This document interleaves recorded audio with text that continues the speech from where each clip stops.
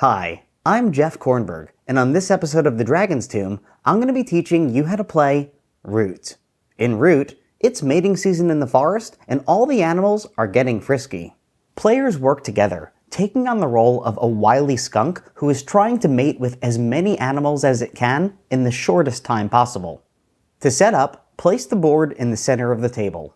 The forest is made up of 12 mating grounds and is inhabited by 3 different animal types: koala bears, sharks, and frogs with flat top haircuts. Evenly distribute the animals, along with their corresponding tokens, randomly across the designated spots on the mating grounds. Place these tiles on the spots north of the forest, put the skunk in the top left mating ground, and then deal each player 2 attraction cards. Now you're ready to start playing. The object of the game is to mate with a lot of animals, trying to get to spot 30 on this mating track while discarding as few cards as possible. The tallest player goes first. On your turn, you can do one of 5 actions. You can attempt to attract a mate if the skunk is in a mating round with at least one other animal. To do this, roll both dice, which represent the strength of your mutual attraction. If you roll matching numbers that are not zeros, it's a true match and you have successfully attracted the animal. Matching zeros, unfortunately, counts as a failure. Move the animal you've attracted to the mating track at the bottom of the board and place it on the number of the match you rolled.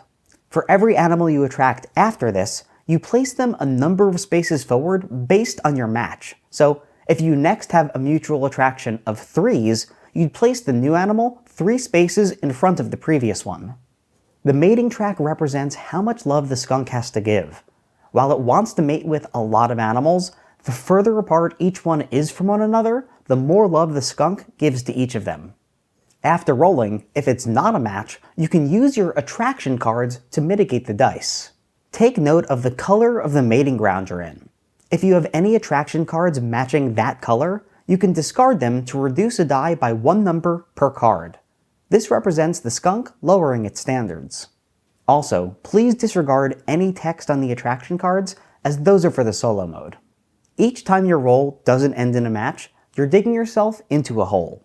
Discard 1 attraction card, then place 1 hole token next to the skunk. If you ever have 4 holes in a single mating ground, you've totally blown your chances. Every player must discard all of their cards, then you can clear the holes. If you had a true match, again, which is a match you rolled naturally without mitigation, then you also get to take the aphrodisiac in front of the animal as you move it to the mating track. The next time you're in a space with that same animal type, if you have an aphrodisiac, you can play that instead of having to roll and will automatically match at an attraction of 3. Your second action option is to move to a new mating ground. Discard an attraction card that matches the color of a mating ground connected to the one you're currently on, then move the skunk to that new spot. Your third action option is to ruffle through some waste. Local business owners have dumped cool public waste into the forest, which is represented by these tiles at the top of the board. If you play a teal card into the discard pile, you can ruffle through the waste and try to find a useful item. Flip over any 2 tiles. If they don't match, you find nothing and your turn is over. If they do match, discard one of the tiles and take the other one into your hand. At any time on your turn, you may play a piece of waste in your possession as a free action. Each one has a different effect. The coins let you add an additional color marker to a mating ground of your choosing. That mating ground now counts as multiple colors. The boots let you swing a boot to try and boot animals to a new location. The crossbow allows you to clean everything up and restart the game from the beginning. The kettle lets you put a kettle onto the board.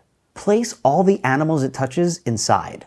The steamy environment instantly allows you to mate with all of them at an attraction of 1.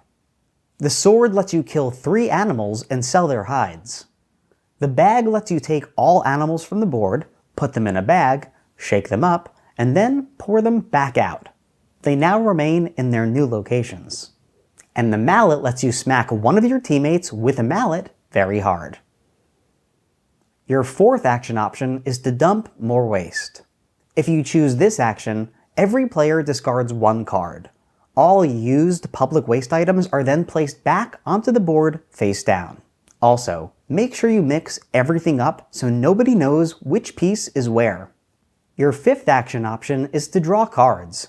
You may choose to draw either 1 or 2 cards, then discard back down to 2 cards.